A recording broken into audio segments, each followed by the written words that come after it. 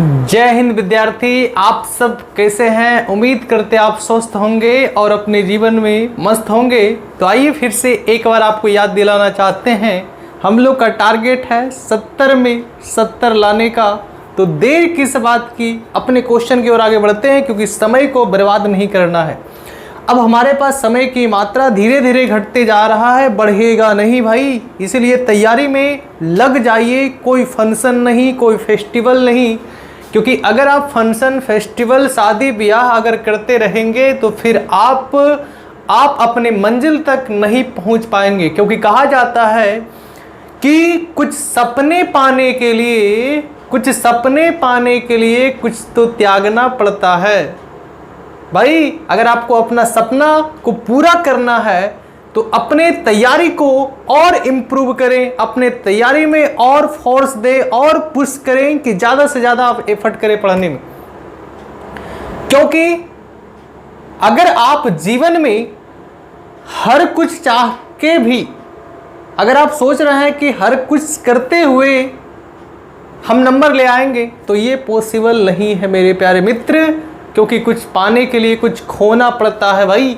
इसलिए अपने आप को त्यागिए। अब आपके पास मुश्किल से 6 महीना टाइम बचा हुआ है, तो आप इस 6 महीना का बड़ा अच्छे तरीके से उपयोग करें। चलिए देर किस बात की, आइए हम लोग क्वेश्चन की ओर बढ़ते हैं। और फर्स्ट क्वेश्चन आपके स्क्रीन पे दिखाई दे रहा है, आप लोग बताएंगे फर्स्ट क्वेश्चन का आंसर क्या होगा। पढ़िए ध्यान से, क्या बोल रहा है। जब समांतर पट्टिका अर्थात समांतर पट्टिका संधारित्र, क्या बोल रहा है, जब समांतर पट्टिका वायु संधारित्र की पट्टिकाओं के बीच दूरी बढ़ती है तब इसकी धारिता क्या होगी, है ना। क्या बोल रहा है कि प्लेट, पट्टिका का मतलब आपको समझना है प्लेट। क्या समझना है भैया, प्लेट। प्लेट का अगर दूरी बढ़ेगा समांतर प्लेट संधारित्र में तो बताइए धारिता पर क्या इफेक्ट पड़ेगा। आपसे पूछा जा रहा है धारिता पर क्या इफेक्ट पड़ेगा, है ना। तो आपको पता होना चाहिए मेरे प्यारे मित्र, ये हमारा होता है समांतर प्लेट संधारित्र। क्या होता है भाई, समांतर प्लेट संधारित्र। और एक प्लेट पे होता है प्लस आवेश और एक प्लेट पे होता है माइनस आवेश, और इसके बीच का दूरी हम लोग d मानते हैं। d हमारा डिस्टेंस है। और इस प्रकार के संधारित्र में आपको पता होना चाहिए कि धारिता का फॉर्मूला होता है C बराबर A/0/d। और ये सबको पता होगा कि जहाँ C हमारा भाई धारिता है, जहाँ C बताओ क्या है, धारिता। जहाँ C है धारिता और A बताइए क्या है, A हमारा है क्षेत्रफल, A हमारा है क्षेत्रफल। और एप्सिलॉन नॉट आपको पता ही होगा, ये है निर्वात की विद्युतशीलता या प्रावैद्युतांक। निर्वात की विद्युतशीलता या फिर आप इसको प्रावैद्युतांक भी बोल सकते हैं। उसके बाद आपको पता होना चाहिए कि d हमारा है दोनों प्लेटों के बीच का दूरी। d हमारा क्या है, दोनों प्लेटों के बीच का दूरी। तो आप ये बताओ कि c और d में क्या चीज़ का संबंध है। ये इन्वर्सली का संबंध है, अर्थात इन्वर्स का संबंध है, व्युत्क्रमानुपाती का संबंध है। तो आपको पता है कि अगर व्युत्क्रमानुपाती का संबंध होगा, अगर ये बढ़ेगा तो ये भाई साहब क्या हो जाएगा, घटेगा। और ये भाई साहब अगर घटेगा तो ये भाई साहब क्या होगा, बढ़ेगा। तो आप देख सकते हैं कि क्वेश्चन क्या पूछा जा रहा है कि दूरी बढ़ा रहा है। क्या बढ़ा रहा है भाई, अगर दूरी बढ़ा रहा है तो अभी आपको जस्ट आंसर मिला कि अगर दूरी बढ़ेगा तो भाई साहब धारिता क्या होगा, घटेगा। तो आपके पास 3 ही ऑप्शन दे के रखा है। A नंबर ऑप्शन बढ़ेगा, ये तो गलत है। C नंबर ऑप्शन कोई प्रभाव नहीं पड़ता है। इसका राइट आंसर हो जाएगा ऑप्शन नंबर B।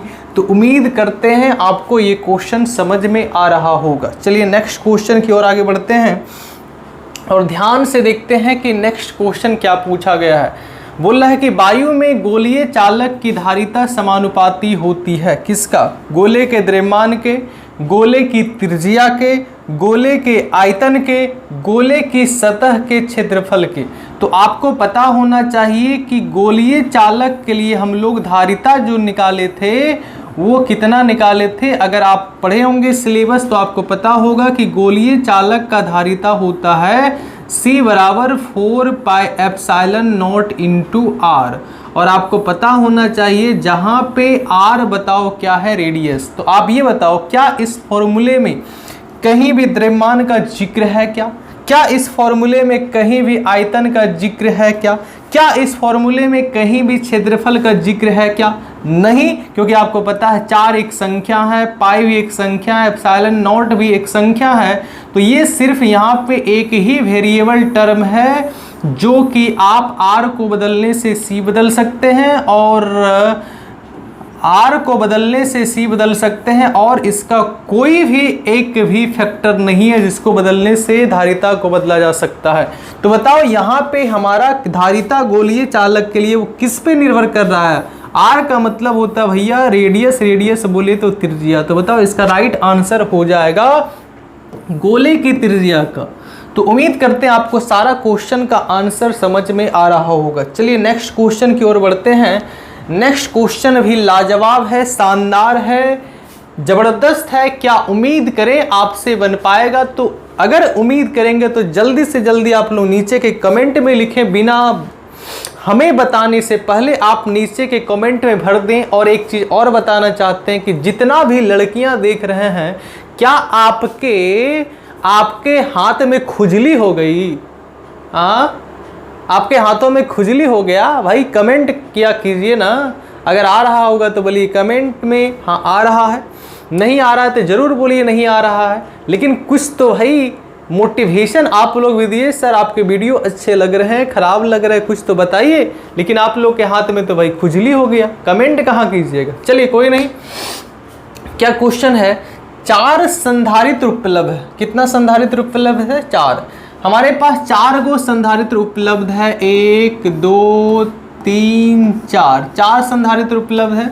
अब क्या बोल रहा है? जिनमें प्रत्येक की धारिता 2 माइक्रोफैराड है, अर्थात जितना C1 है उतना C2 है, उतना C3 है, उतना C4 है, अर्थात सब आपस में क्या है? बराबर। क्या आपको इस पेन से दिखाई दे रहा है?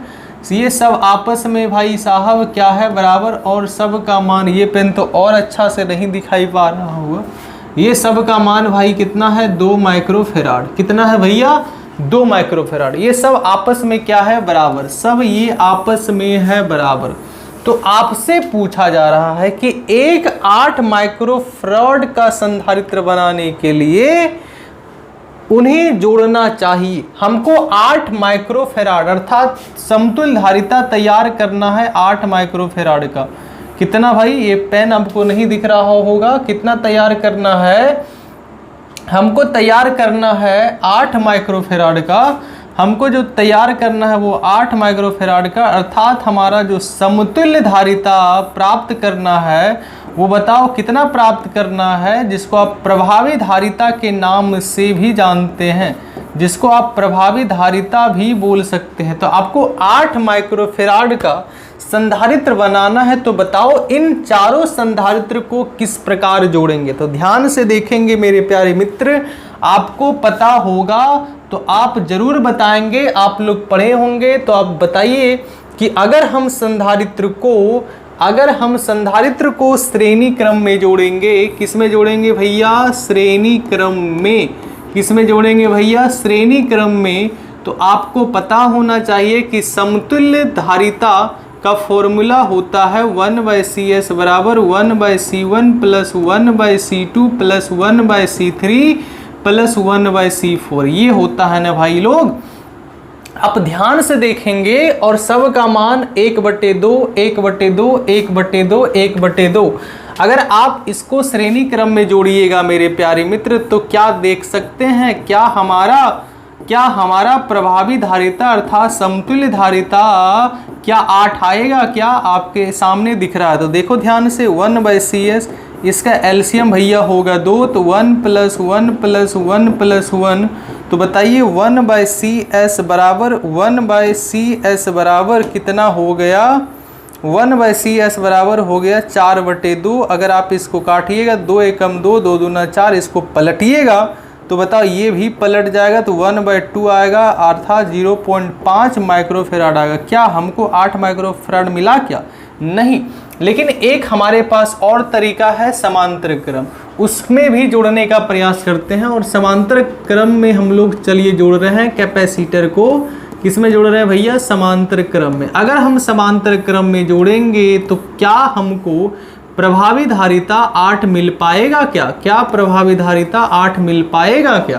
तो देखते हैं प्रयास करके। आपको पता है इसमें प्रभावी धारिता का फॉर्मूला होगा Cp बराबर C1 plus C2 plus C3 plus C4, और सब का मान आपको पता है 2 है, 2 प्लस 2 प्लस 2 प्लस 2 प्लस, तो बताइए कितना हो गया, 2 दूना 4, सॉरी 2 2 4, 4 2 6, 6 2 8। देखिए 8 माइक्रोफैराड हमको समतुल्य धारिता मिल गया। अर्थात हमको इस चारों कैपेसिटर को, चारों संधारित्र को किस में जोड़ना है भाई लोग? आप ध्यान से देख सकते हैं कि चारों संधारित्र को हमको समांतर क्रम में जोड़ना चाहिए, और समांतर क्रम में जोड़ने के बाद हमारा राइट आंसर आ जाएगा, हमारा राइट आंसर आ जाएगा कितना माइक्रोफैराड भाई?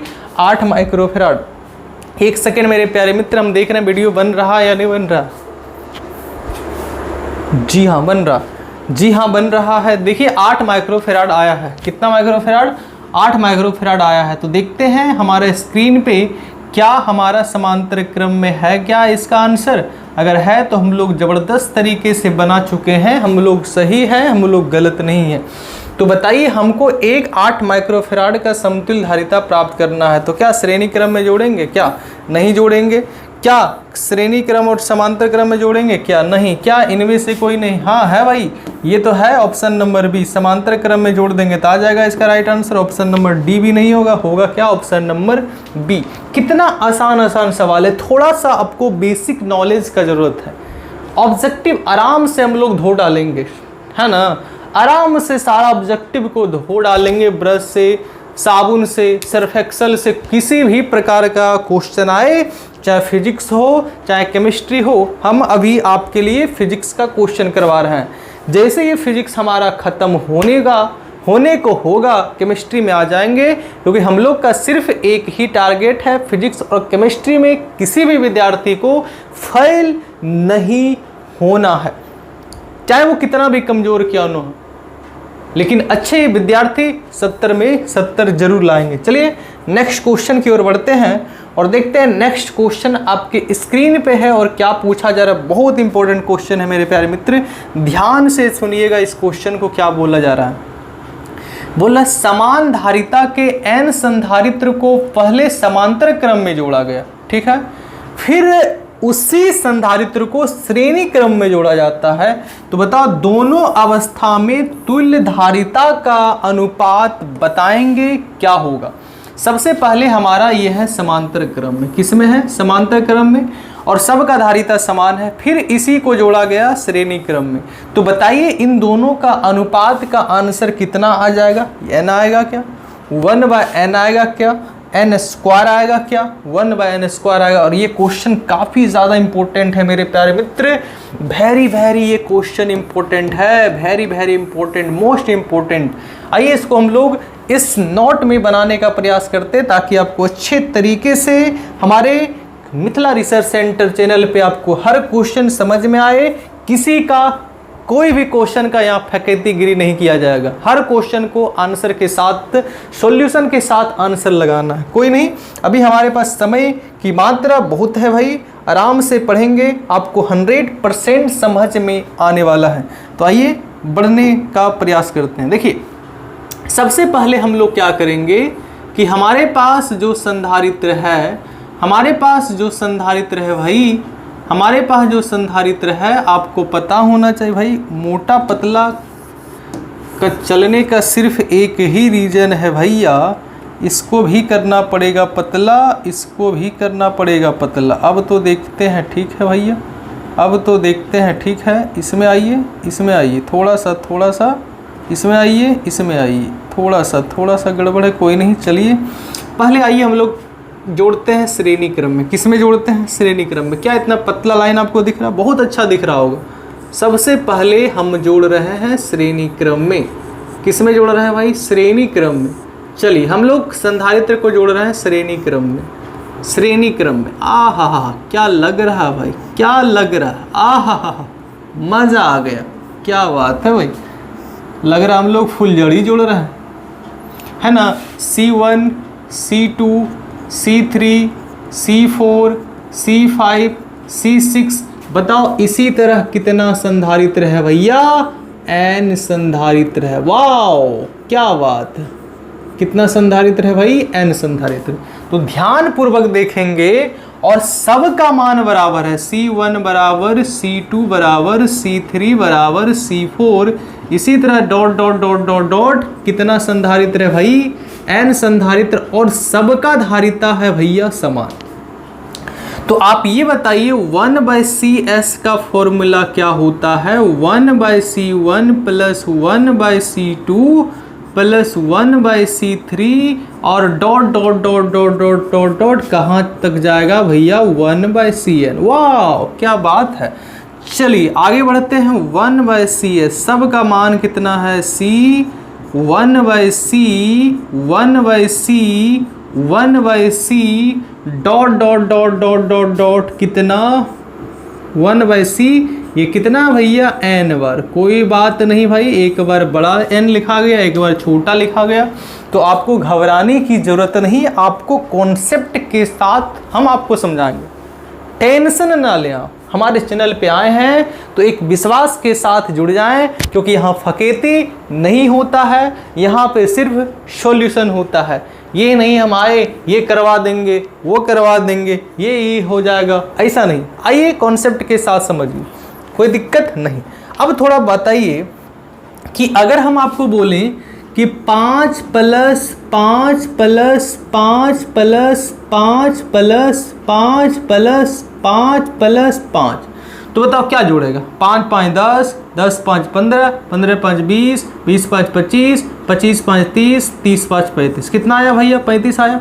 क्या आप इसको ऐसे भी जोड़ सकते हैं क्या कि 5 भाई कितना बार है, 5 भाई है देखो 3 3 1 2 3 4 5 6 7 बार, तो 5 भैया 7 बार है, तो 7 से गुना कर दो, कितना आ गया 35। चाहे तुम ऐसे कान पकड़ो, चाहे तुम ऐसे कान पकड़ो, कान ही ना पकड़ा रहा भाई, नाक तो नहीं पकड़ा रहा है, कान पकड़ना है ना। तो ऐसे तुम 5 5 को बार बार जोड़ो तो 35 ही आएगा, या 5 गुना 7 करो तब भी 35 ही आएगा। तो सेम कहानी मेरे प्यारे मित्र यहाँ पे है, सेम कहानी मेरे प्यारे मित्र यहाँ पे है। ये n बार है, कितना बार, n बार, n बार। 7 बार था 7 बार गुना कर दिए, 5 अगर 7 बार था तो 5 को 7 बार गुना कर दिए, 5 गुना 7। अगर 5 8 बार होता, 5 गुना 8, 5 9 बार होता, 5 गुना 9, तो इसी को मान लीजिए 5 है, कितना बार है, n बार। तो भैया आप क्या करते, n गुना 5 करते ना, तो बताइए n गुना 5 के जगह पे क्या है, 1/C। क्या बात है, क्या बात। तो गुना करने के बाद बताओ कितना आ गया, n/C। अब इसको पलटिए, तो बताओ पलटने के बाद आप यहाँ पे देख पा रहे होंगे कि CS बराबर हो जाएगा, ये ऊपर जाएगा, कितना हो जाएगा, C/N। C/N ये हमारा है श्रेणी क्रम के लिए, ये किसके लिए है भैया, ये श्रेणी क्रम के लिए हमारा समतुल्य धारिता है। अब आइए समांतर क्रम में जोड़ते हैं, किस में जोड़ते हैं भाई, समांतर क्रम। क्या बात है, क्या बात है, समांतर क्रम। और समांतर क्रम में भी सेम कहानी है। चलिए चलिए चलिए चलिए मेरे प्यारे मित्र, कितना बार, n बार। वाह वाह, कितना बार भाई, n बार। तो बताओ ये C1, ये C2, ये C3, ये C4, ये C5 भैया इसी तरह चलेगा कहाँ तक, n बार चलेगा, कितना बार चलेगा। और आपको पता है सबका मान आपस में बराबर है, C1 बराबर C2 बराबर C3 बराबर C4 डॉट डॉट डॉट कहाँ भैया, Cn, और सबका मान कितना है, C, समान है। अब आइए समतुल्य धारिता का फॉर्मूला होता है Cp बराबर C1 plus C2 plus C3 plus C4 plus dot dot dot dot dot Cn। n बार है भाई, कोई बात नहीं। चलिए सबका मान C C C C C है ना भैया, कितना बार, सी n बार, कितना बार भाई n बार, कितना बार भाई n बार। तो बताओ ये इसका कितना हो जाएगा जोड़ने के बाद, n गुना सी हो जाएगा, n गुना सी हो जाएगा, होगा या नहीं होगा। अब आपसे पूछा जा रहा था क्वेश्चन कि पहले हमारा जो दिया हुआ था भैया वो समांतर क्रम में दिया हुआ था, किसमें दिया हुआ था भैया, समांतर क्रम में। क्वेश्चन ध्यान से देखिएगा, पहले था समांतर क्रम में। तो बताओ समांतर क्रम में समतुल्य धारिता का फॉर्मूला आया है n इंटू सी, उसके बाद दिया हुआ था कि उसी को जोड़ना है श्रेणी क्रम में। तो बताओ श्रेणी क्रम में समतुल्य धारिता का फॉर्मूला क्या निकला भैया, देख सकते हैं कितना निकला, c/n, कितना निकला भाई c/n, देख सकते हैं कितना निकला c/n। तो आप यहाँ पे रख सकते हैं c/n। अब ध्यान से देखिएगा, अब इसका कर देना है अनुपात, क्या कर देना है, अनुपात। अनुपात करिएगा बताओ कितना आ जाएगा, पहले है n इंटू सी, फिर क्या है भैया c/n। तो आप ध्यान से देखेंगे c से c क्या वो खत्म, और सबसे नीचे वाला ऊपर जाएगा, तो n इंटू n भैया कितना आ जाएगा, n²। ये याद रखिएगा। पब सबसे पहले समांतर क्रम लिखा, उसके बाद श्रेणी क्रम लिखा। अगर यही उल्टा क्वेश्चन आपको दे देता कि बताइए श्रेणी क्रम और समांतर क्रम का अनुपात, देख लेते ये भी कितना आ जाएगा। श्रेणी क्रम और समांतर क्रम का अनुपात अगर करता तो भाई श्रेणी क्रम में हमारा जो है वो है c/n, और समांतर क्रम में जो है वो क्या है भाई n इंटू सी। तो बताइए कितना हो जाएगा, c/n, ध्यान से देखेंगे c/n, उसके बाद n इंटू सी कहाँ रहता भैया, नीचे ही रहता। तो बताओ c से c क्या हुआ खत्म, तो हमारा राइट आंसर आता 1/n²। कितना आता भैया 1/n², कितना आता भाई 1/n²। अगर बताओ समांतर बटे श्रेणी करेंगे तो n², अगर हम श्रेणी बटे समांतर करेंगे तो 1/n²। तो बताइए इसका राइट आंसर हो जाएगा n², क्योंकि पहले समांतर है, पहले क्या है भैया समांतर। क्या क्वेश्चन है भाई, मज़ा आ गया। ऐसे क्वेश्चन हम आपको कॉन्सेप्ट के साथ देखो सिखाने का प्रयास कर रहे हैं, ताकि कोई भी विद्यार्थी रट्टा मारने का ना प्रयास करे। देखो पहले किसमें जोड़ा है भाई, समांतर क्रम में। पहले देखो समांतर क्रम, फिर बताओ किस में है, श्रेणी क्रम में। तो बताइए इसका राइट आंसर कितना आ गया, n तो आया नहीं, n आया नहीं, 1/n आया नहीं। लेकिन अगर श्रेणी बटे समांतर करते तो ये आता, लेकिन ये आता, लेकिन पूछा है समांतर बटे श्रेणी, तो इसका राइट आंसर हो जाएगा ऑप्शन नंबर सी। तो क्वेश्चन को ध्यान से पढ़ना। अगर श्रेणी बटे समांतर आता तो ये, अगर समांतर बटे श्रेणी आएगा ये। चलिए नेक्स्ट क्वेश्चन की ओर आगे बढ़ते हैं। क्या बोल रहा है क्वेश्चन नंबर 5, एक समांतर पट्टिका संधारित्र की पट्टिकाओं के बीच अवरक डाला जाता है, तो बताओ प्लेट के संधारित्र की धारिता क्या होगा। तो आप याद रखिएगा, अगर यहाँ पे अवरक डाल देगा, क्या डाल देगा भैया, अवरक डाल देगा, तो इसका धारिता बढ़ जाएगा। Option number A. कैसा लगा, बहुत ही आनंददायी क्वेश्चन है। चलिए नेक्स्ट क्वेश्चन की ओर बढ़ते हैं और देखते हैं हम लोग नेक्स्ट क्वेश्चन क्या पूछा जा रहा है आपकी स्क्रीन पे। बहुत ही अच्छे क्वेश्चन है। देखिए क्या बोल रहा है कि 50 माइक्रोफेराड धारिता वाला एक संधारित्र, अर्थात सी का मान भाई कितना दिया हुआ है, 50 माइक्रोफेराड। कितना दिया हुआ, 50 माइक्रोफेराड। और क्या बोल रहा है, एक संधारित्र 10 वोल्ट विभव तक आविष्ट किया जाता है, अर्थात विभव का मान भी दिया हुआ है भाई कितना वोल्ट, 10। तो आपसे पूछा जा रहा है बताओ इसकी ऊर्जा क्या होगा। क्या पूछा जा रहा है, ऊर्जा। तो बताओ ऊर्जा का फॉर्मूला संधारित्र में कितना होता है, 1/2 CV², 1/2 CV²। तो मान रखते जाइए, आ जाएगा 1/2। चलिए धारिता का मान है 50 माइक्रोफेराड और माइक्रो का मान होता है 10 के पावर -6। कोई दिक्कत नहीं। विभवांतर का मान भाई कितना है, विभवांतर का मान है 10। तो ध्यान से देखेंगे भैया कितना निकला, 2×10। कितना निकला, 2×10, 2×10। यहाँ तक किसी को समस्या, किसी को दुविधा, किसी को परेशानी नहीं। तो बताइए कितना आ जाएगा, 50 गुना 5 हो जाएगा 250, 250 गुना हो जाएगा 250 गुना 10 के पावर -6। और आपको पता है कि ये सारा n का मान देखो वैज्ञानिक संकेतन में लिखा। अगर हमारे से वैज्ञानिक संकेतन क्लास में पढ़े होते तो आज ये आपको परेशानियां झेलना नहीं पड़ती। तो बताइए हमको लाना है वैज्ञानिक संकेतन में, किस में लाना है भैया, वैज्ञानिक संकेतन में, तो बताओ वैज्ञानिक संकेतन में लाने के लिए हमको यहाँ कितना से भागा देना पड़ेगा? 100 से। अगर 100 से भागा दीजिएगा तो भैया 100 से गुना भी तो करना पड़ेगा। तो बताओ यहाँ से 0 क्या हुआ? खत्म। ये भागा देंगे तो बताओ 2.5 इंटू, अब बताओ यहाँ पे 2 0, यहाँ पे 6, तो कितना जीरो आ जाएगा? -40 जूल। इसका राइट आंसर होगा 2.5 गुना 10⁻⁻4। तो बताओ ये तो हो ही नहीं सकता है, ये भी हो ही नहीं सकता है, ये भी हो ही नहीं सकता है। इसका राइट आंसर हो जाएगा ऑप्शन नंबर सी। क्या क्वेश्चन है, क्या लाजवाब है, क्या क्वेश्चन लाजवाब है। कैसा लग रहा? अच्छा लग रहा है ना? चलिए नेक्स्ट क्वेश्चन की ओर आगे बढ़ते हैं। और नेक्स्ट क्वेश्चन आपके स्क्रीन पे दिखाई दे रहा है, और ऐसे क्वेश्चन आपने काफ़ी बार बनाया मेरे प्यारे मित्र, और ये भी क्वेश्चन एग्जाम में बहुत बार आ चुका है मेरे प्यारे साथी, मेरे प्यारे मित्र, मेरे प्यारे दोस्त।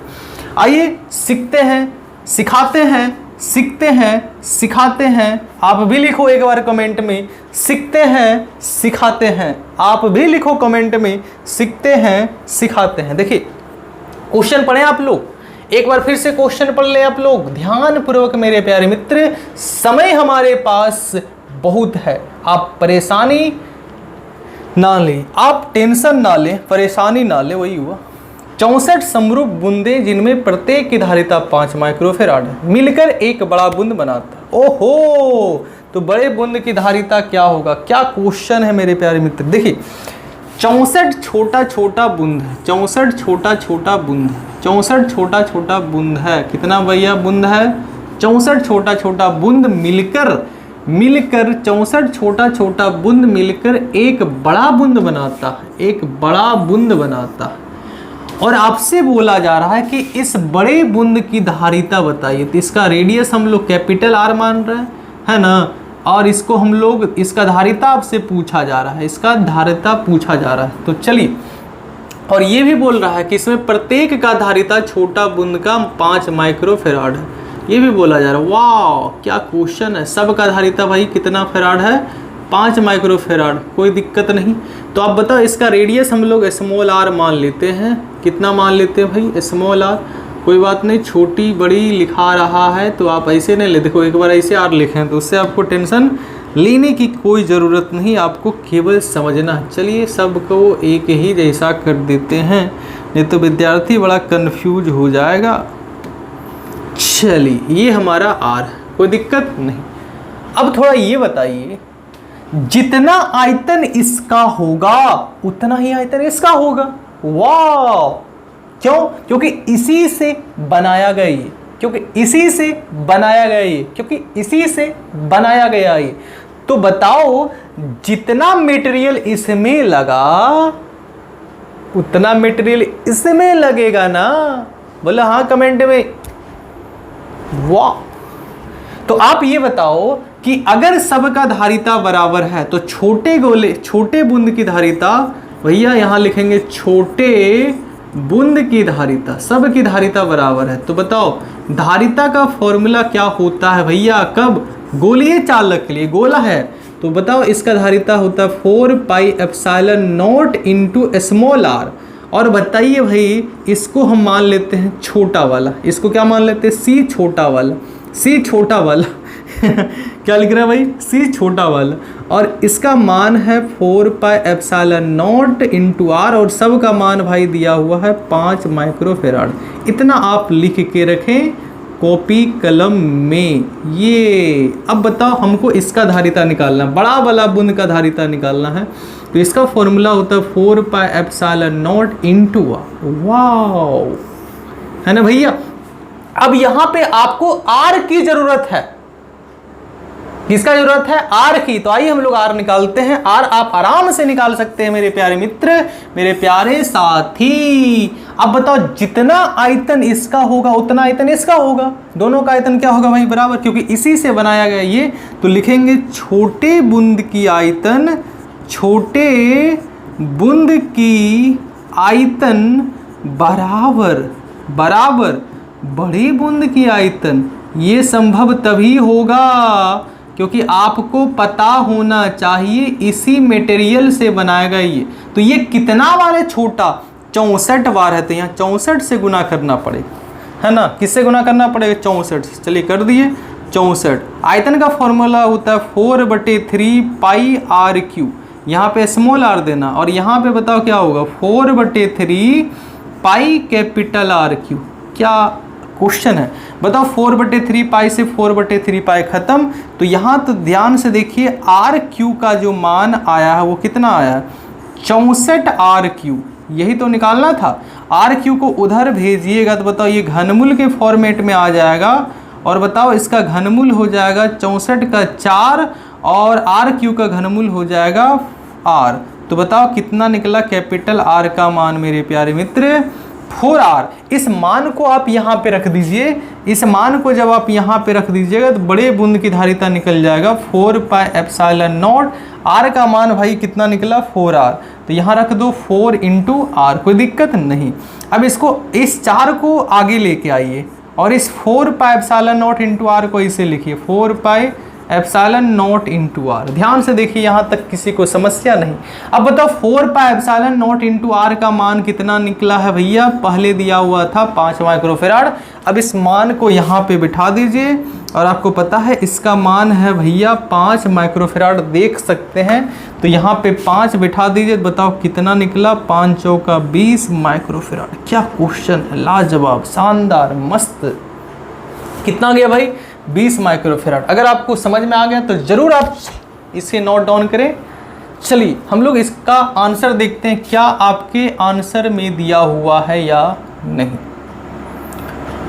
चलिए भाई देखिए क्या दिया हुआ है? 4 माइक्रोफेराड। ये तो हो ही नहीं सकता है। हाँ 20 दिया हुआ, 20 दिया हुआ, यही तो होगा। ये सब तो फालतू है भाई, ये सब नहीं चलेगा। इसका राइट आंसर हो जाएगा ऑप्शन नंबर बी। चलिए नेक्स्ट क्वेश्चन की ओर बढ़ते हैं। नेक्स्ट क्वेश्चन भी काफ़ी शानदार, जानदार और शानदार है। क्या बोल रहा है? 8वां नंबर, यदि 10 माइक्रोफेराड धारिता वाले संधारित्र को 5 वोल्ट, कितना वोल्ट भैया? 5 वोल्ट तक आवेशित किया जाता है तो उस संधारित्र पर आवेश पूछा जा रहा है। तो बहुत आराम सा क्वेश्चन निकल जाएगा। आप फॉर्मूला पढ़े होंगे C = Q/V। C बराबर क्या पढ़े? Q/V। तो बताओ यहाँ से भैया Q का फॉर्मूला क्या निकलेगा? यहाँ से Q का फॉर्मूला निकल जाएगा C × V, क्योंकि आप इसे क्रॉस गुना कीजिए। Q का मान ही निकालना। चलो C का मान कितना दिया हुआ है देख लीजिए। C का मान है 10 माइक्रोफेराड और माइक्रो का मान होता है 10⁻⁻6। क्या बात। चलिए और आगे ध्यान से देखिए, आगे क्या दिया हुआ है? V का मान दिया हुआ है 5। चलिए 5 लिख दीजिए। तो बताओ 10 × 5 कितना होगा? 50 × 10⁻⁻6। तो बताओ 50 कहीं दिया हुआ है क्या? 50 कहीं नहीं दिया हुआ। 50 कूलोम है भैया, 50 कूलोम है। तो ये तो हो ही नहीं सकता है। इसको आप ऐसे कीजिए, इसको आप ऐसे लिख दीजिए। 50 को क्या लिखिएगा? 5 × 10 और इधर बताइए कितना? 10⁻⁻6। तो बताओ गुना में पावर क्या होगा? जुटता है तो -6 में 1 गया, इधर घट जाएगा ना भैया। कितना आ जाएगा? -5। 5 × 10⁻⁻5 कूलोम। तो इसका राइट आंसर ये हो जाएगा। कहीं है क्या? हाँ, ये तो हो ही नहीं सकता है। ये तो हो सकता है, ये हो सकता है भैया। यहाँ पे भी जो आंसर दिया हुआ है, यहाँ पे सेम आंसर दिया हुआ है। ये कैसे आंसर दिए भाई? कोई काटना पड़ेगा ना भाई, सब आंसर सेम दे दिया है। कोई नहीं, यही आंसर होगा, ये भी आंसर होगा, क्योंकि एक ही ऑप्शन में दे दिया भाई। दोनों दे दिया, दोनों सेम है। क्या यार, कोई नहीं, ये तो हो ही नहीं सकता। बन गया भाई। चलिए नेक्स्ट क्वेश्चन की ओर बढ़ते हैं। और नेक्स्ट क्वेश्चन भी शानदार, लाजवाब है भैया। क्या क्वेश्चन देख लीजिए, वेरी वेरी इंपॉर्टेंट, मस्त है भाई। क्या बोल रहा है? 2 माइक्रोफेराड तथा 4 माइक्रोफेराड के 2 संधारित्र श्रेणी क्रम में है, अर्थात श्रेणीबद्ध है। इनके चरम सिरों पर 1200 वोल्ट का विभवांतर आरोपित किया गया। तो बताइए 2 माइक्रोफेराड वाले संधारित्र पर विभवांतर कितना होगा? बहुत अच्छे क्वेश्चन है, फिर से पढ़ लीजिए। 2 माइक्रोफेराड है एक संधारित्र, एक है 4 माइक्रोफेराड। बताओ ये किस में जोड़ा गया? श्रेणी क्रम में, और इससे 1200 वोल्ट से कनेक्ट किया गया। तो आपसे पूछा जा रहा है 2 माइक्रोफेराड वाले संधारित्र पर विभवांतर क्या होगा? आइए इसे बनाने का प्रयास करते हैं भाई। बहुत अच्छा क्वेश्चन है। देखिए, एक हमारा संधारित्र है 2 माइक्रोफेराड वाला, एक हमारा संधारित्र है 2 माइक्रोफेराड वाला, एक हमारा संधारित्र है 4 माइक्रोफेराड वाले, और इसको 1200 वोल्ट वाले बैटरी से कनेक्ट किया गया। भाई ध्यान से देखिए कितना लाजवाब क्वेश्चन है। एक है 2 माइक्रोफेराड, एक है भैया कितना माइक्रोफेराड, 4 माइक्रोफेराड, और एक है हमारा ये 1200 वोल्ट के बैटरी से जोड़ा गया। तो अब बताओ ये श्रेणी क्रम में है, और श्रेणी क्रम में आपको पता है संधारित्र में आवेश क्या होता है, समान होता है। जितना आवेश C1 में होगा उतना ही आवेश किस में होगा, C2 में। आवेश समान होता है। तो आइए सबसे पहले आवेश की हम लोग गणना कर लेते हैं, और आवेश को गणना करने के लिए सबसे पहले आपको ये निकालना पड़ेगा इन टोटल का मान कितना होगा। तो आप ये बताओ श्रेणी क्रम का फॉर्मूला आपको पता होगा। श्रेणी क्रम का फॉर्मूला होता है 1/CS बराबर 1/C1 प्लस 1/C2। चलिए मान रखते जाइए। 1/CS कितना हो जाएगा भैया, इधर हो जाएगा 1/2 प्लस 1/4, है ना। इसका बताइए एलसीएम कीजिएगा तो कितना आ जाएगा भाई, 4 आ जाएगा, 2 दूना 4 आ जाएगा, इधर 1 आ जाएगा। ध्यान से देख सकते हैं, यही आएगा ना, हाँ यही आएगा, कोई नहीं। आगे चलिए जोड़ते हैं। 1/CS बराबर हो जाएगा 4/3, होगा या नहीं होगा। तो बताओ यहाँ से CS का मान कितना निकला। एक सेकेंड, गलत लिख दिए हैं, गलत लिखा गया भाई। 1/CS बराबर हो जाएगा 3/4। तो इसको पलटिए, बताओ CS बराबर कितना आ गया। CS बराबर आ गया 4/3 माइक्रोफेराड। कितना आ गया भाई, 4/3 माइक्रोफेराड। अब ध्यान से देखेंगे, अब आप ध्यान से देखेंगे कि अब हमारे पास एक नया डायग्राम बनेगा, जो ये डायग्राम है। अब बताओ इसका जो मान आया है वो कितना आया है, जोड़ने के बाद 4/3 माइक्रोफेराड, और भाई साहब इसको जोड़ा गया 1200 वोल्ट से। अब हम लोग आराम से निकाल सकते हैं क्यू क्योंकि C बराबर होता है भैया Q/V। तो बताओ Q बराबर हो जाएगा C × V। C का मान अभी आप देख सकते हैं निकला कितना, 4/3। कितना निकला भाई, 4/3, और V का मान भाई साहब कितना है, 1200 है। तो इसको काटिए, कितना आ जाएगा भैया, 3 चौका 12। कितना आ जाएगा भाई, 3 चौका 12, अर्थात आ गया 400। ध्यान से देखेंगे, 3 चौका 12 आ गया 400, 4 गुना 4 अर्थात आ जाएगा 1600 कूलम। इसका मतलब हम लोग क्या सीखें कि इसमें जो आवेश जाएगा वो कितना जाएगा भैया, 1600 कूलम का जाएगा। कितना जाएगा, 1600 कूलम। लेकिन आपको निकालना है कि C1 पर विभवांतर कितना होगा। निकालना क्या है भैया, C1 पर विभवांतर कितना होगा, C1 पर विभवांतर कितना होगा, ये आपको निकालना है। तो बताओ C का फॉर्मूला होता है Q/V। हमारा तो आवेश हर जगह समान होगा, चाहे C1 में देखो चाहे C2 में देखो, है ना। तो बताओ यहाँ C के जगह पे हो जाएगा C1, V के जगह पे क्या हो जाएगा भैया, V1। ध्यान पूर्वक देखेंगे, C के जगह पे हो जाएगा C1, V के जगह पे हो जाएगा V1। तो आपने क्या देखा कि Q का मान निकला 1600 कूलम। अब सबसे पहले हमको यहाँ पे ध्यान पूर्वक देखना है कि इस पे हमको निकालना है V1। तो आराम से निकल जाएगा इस पे V1। तो चलिए यहाँ से अगर ध्यान से देखिएगा तो Q बराबर क्या निकला, C1 × V1, लेकिन हमको निकालना है V1। तो V1 बराबर हो जाएगा Q/C1। तो ध्यान से देखिएगा Q का मान कितना है, Q का मान बताइए कितना है, 1600 कूलम। कितना भैया, 1600 कूलम। 1600 माइक्रो कूलम होना चाहिए, क्योंकि हम लोग कहीं भी चेंज नहीं किए हैं, हम लोग कहीं भी चेंज नहीं किए हैं माइक्रो को। तो यहाँ पे हमको देना था, ये आंसर जो आएगा वो 1600 माइक्रो कूलम आएगा। कितना आएगा भाई, 1600 माइक्रो कूलम। तो यहाँ तो हो जाएगा 1600 माइक्रो कूलम। अब बटे C1 का मान बताइए कितना है, 2 माइक्रोफेराड। 2 माइक्रोफेराड कितना भैया, 2 माइक्रोफेराड। तो बताओ यहाँ से माइक्रो क्या हुआ, कहानी खत्म। तो बताओ कितना आ जाएगा, ये 800 आ जाएगा, और ये हमारा आ जाएगा 800। विभवांतर का मात्रक होता है वोल्ट। तो इसका राइट आंसर बताइए कितना हो जाएगा। आपको समझ में आया या नहीं आया, आ गया होगा। कितना आया भैया, 800। क्या देख सकते हैं, 800 हमारा आंसर है क्या, कहीं भी दिखाई दे रहा है। अगर दिखाई दे रहा है तो इसका राइट आंसर यही होगा। हाँ देखिए साफ साफ दिखाई दे रहा है भाई।